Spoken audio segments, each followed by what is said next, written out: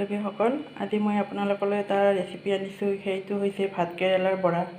ভাতকেৰেলাৰ এনেকুৱা ভাতকেৰেলা মই বাকলি গুচাই লৈছোঁ এইকেইটা, আৰু আলু লৈছোঁ 2টা, পিঁয়াজ 1টা, আদা এটুকুৰ আৰু জলকীয়া 3টা লৈছোঁ। মই বৰা বনাম ইয়াৰে। এই ৰেচিপিটো খাই আপোনালোকে খুব ভাল পাব। এতিয়া ভাতকেৰেলা চিজন, এনেকৈ বনাই কিনে খাবচোন। আপুনিও খাব, লগতে আলহী অতিথি বা ঘৰৰ মানুহকো খুৱাব, খুব ভাল পাব।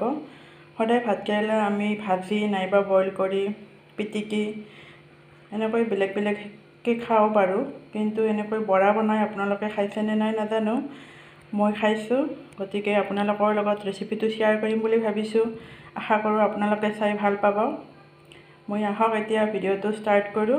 কেনেকৈ বনাই আপোনালোকৰ লগত শ্বেয়াৰ কৰিম। প্ৰথমতে ভাতকেৰেলা আৰু আলুখিনি বইল কৰি ল'ব লাগিব। মই বইল হ'ব দিওঁ। মই সৰু প্ৰেছাৰ কুকাৰ এটা লৈছোঁ, তাতে বইল হ'ব দিম। আলুখিনি অলপ সৰুকৈ কাটি দিছোঁ, মিহি দিব পাৰে। ভাতকেৰেলাখিনি কিন্তু এনেকৈ গোটাই গোটাই ৰাখিব, ফালি দিব নালাগে। ভাতকেৰেলা আলুখিনি বইল হৈ গ'ল। মই এতিয়া অলপ ঠাণ্ডা হ'ব দিম এইখিনি। আৰু মই পিঁয়াজটো সৰু সৰুকৈ কাটি লৈছোঁ, আদাখিনি এনেকৈ চুকি লৈছোঁ টুকুৰাৰে, আৰু জলকীয়াখিনি সৰু সৰুকৈ কাটি লৈছোঁ। এইখিনি ভালকৈ ঠাণ্ডা হৈছে, আলু আৰু ভাতকেৰেলাখিনি। ইয়াত মই সোৱাদ অনুযায়ী নিমখ অলপমান দি দিছোঁ, আৰু অকণমান জিৰাৰ গুড়া দিছোঁ। জিৰাৰ গুড়া মই এইখিনিমান দিছোঁ। মই ভিডিঅ'টো কৰোঁতে অলপ ভুল হোৱাৰ কাৰণে দেখুওৱা নহ'ল। আপুনি অকণমান জিৰাৰ গুড়া আৰু সোৱাদ অনুযায়ী নিমখখিনি দি দিব। দি ভালদৰে এনেকৈ পিটিকি ল'ব ভাতকেৰেলা আৰু আলুখিনি। মই ইয়াতে আদাখিনিও দি দিছোঁ একেলগে পিটিকতে, আৰু জলকীয়াখিনিও দি দিছোঁ। গোটেইখিনি একেলগে এনেকৈ ভালদৰে পিটিকি ল'ব লাগিব। প্ৰথমতে ধুনীয়াকৈ একদম মিহি কৰি পিটিকিব, যাতে এনেকুৱা টুকুৰা টুকুৰ হৈ নাথাকে, একদম মিহি হৈ যায়। তেতিয়া খাই ভাল পাব মিহি হ'লে। এইদৰে বনাই আপুনি খাব। খাই কমেণ্ট কৰি মোক কেনেকুৱা পায় জনাবচোন। আৰু মোৰ ভিডিঅ'টো চাই যদি আপুনি ভাল পায়, লাইক এটা কৰি দিব, আৰু চেনেলটোত নতুনকৈ আহিছে যদি ছাবস্ক্ৰাইব কৰি দিব নাপাহৰিব। আৰু ওচৰতে থকা বেল আইকনটো দবাই দিব, যাতে মই দিয়া ভিডিঅ'বোৰ আপুনি পাই থাকে। মোৰ এইখিনি পিটিকা হৈ গ'ল। এতিয়া ভাজিম এইখিনি। এটা কেৰাহী লৈছোঁ, কেৰাহীটোত তেল অকণমান দিছোঁ, দেখিছে নহয়, একদম অকণমান দিছোঁ।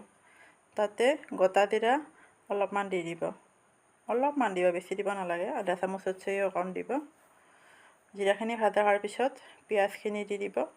পিঁয়াজখিনিও অলপ ৰংচোৱা হোৱালৈকে ভাজি ল'ব। পিঁয়াজখিনি ভাজি থাকোঁতে অকণমান হালধি দিব। হালধি দিলে কালাৰটো ভাল হয়। ময়ো অকণমান হালধি দি দিছোঁ।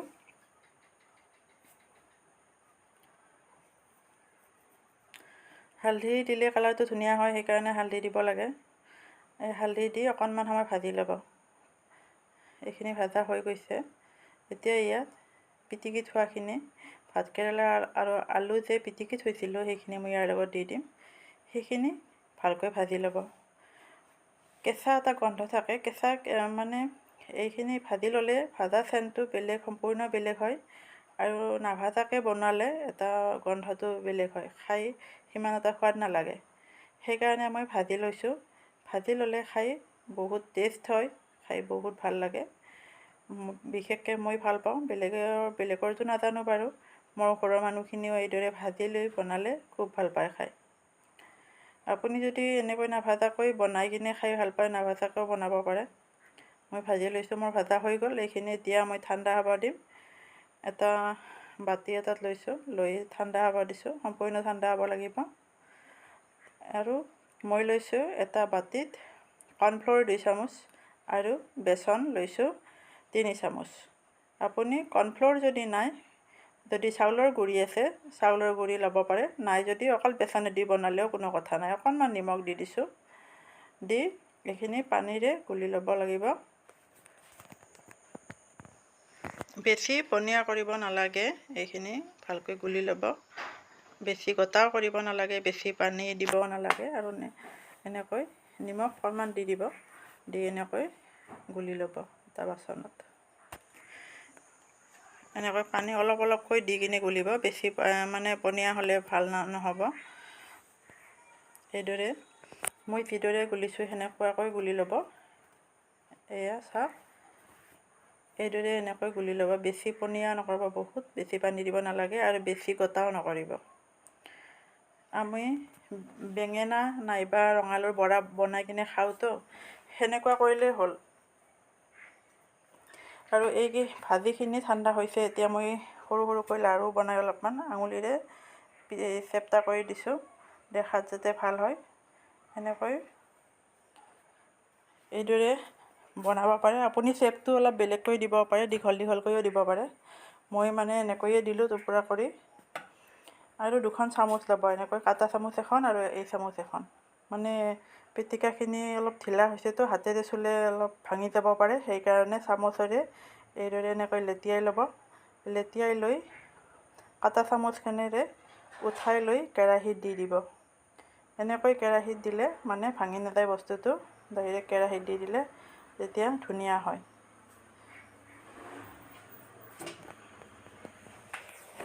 এয়া চাওক, মই যে দিছোঁ এনেকৈ দি দিব।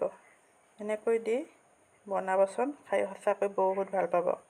বিশেষকৈ আজিকালি সৰু ল'ৰা ছোৱালীবিলাকে বহুত চব্জিয়ে নাখায়, ভাতকেৰেলাও নাখায়। মোৰ ছোৱালীয়ে নাখায়।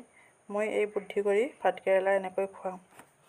এনেকৈ ভাতকেৰেলা বনাই দিলে গম নাপায়, কিন্তু কোমলীয়া ভাতকেৰেলা হ'লে বেছি ভাল হয়। গুটি থকা হ'লে গুটিবোৰ পেলাই দি দিব। গুটিবোৰ পেলাই দি কিনে বনাব, তেতিয়া গম নাপায় ভাতকেৰেলা দিছে নে আলু দিছে। এনেকৈ বনাই খোৱালে সঁচাকৈ সিহঁতেও বহুত ভাল পাব খাই। আজিকালিৰ সৰু ল'ৰা ছোৱালীবিলাকৰ খোৱা জুতিবোৰ সম্পূৰ্ণ বেলেগ হৈছে, আমাৰ নিচিনা নহয়। আমি আগতে মা দেউতাই যি দিছিলে সেয়ে খাইছিলোঁ, কিন্তু আজিৰ ল'ৰা ছোৱালী সেনেকুৱা নহয়। সিহঁতৰ পচন্দ মতেহে খাব। সেইকাৰণে আমিও বুদ্ধি কৰি খুৱাব লাগিব, মাক যেতিয়া হৈছোঁ, হয়নে নহয়? গতিকে এইদৰে খুৱাব, নিশ্চয় খাব। আৰু ঘৰৰ মানুহকো এনেকৈ বনাই দিব, বা কেতিয়াবা আলহী অতিথি আহিলেও এনেকৈ চাহৰ লগত বনাই দিব পাৰে, বহুত ভাল পাব খাই।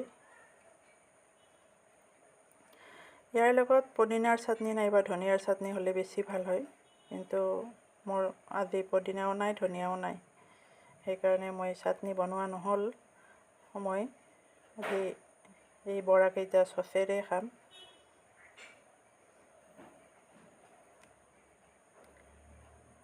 বেছি ৰংচঙাকৈ ভাজিব নালাগে, এনেকৈ মই যেনেকৈ ভাজিছোঁ এনেকৈ ভাজিব। ভাজি থাল এখনত নমাই ঠাণ্ডা হোৱাৰ পিছত পৰিৱেশন কৰিব, খাব, বহুত ভাল পাব। এনেকৈ চচ ল'ব নাইবা চাটনি ল'ব, যি ভাল পায় সেইবোৰ লৈ কিনে খাব। মই চচৰ লগতে খাইছোঁ। এটা খাই মই আপোনাক দেখাওঁ কেনেকুৱা হৈছে, জনাম বাৰু। আগতে খাইছোঁ, আজি বাৰু কেনেকুৱা হৈছে চাওঁ।